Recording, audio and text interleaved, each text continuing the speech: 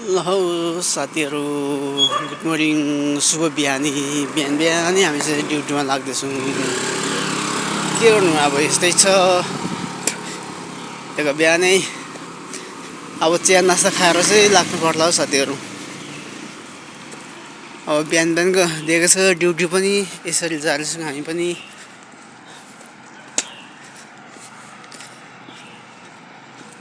यस्तोमा कमसेकम रुमदेखि नै आधा घन्टा लाग्छ नि जानु पनि।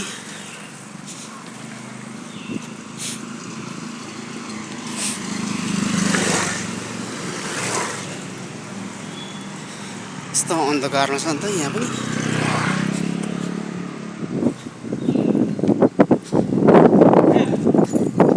हेट टोक्नु आउँदैछ त। लोकलसँग बाजेको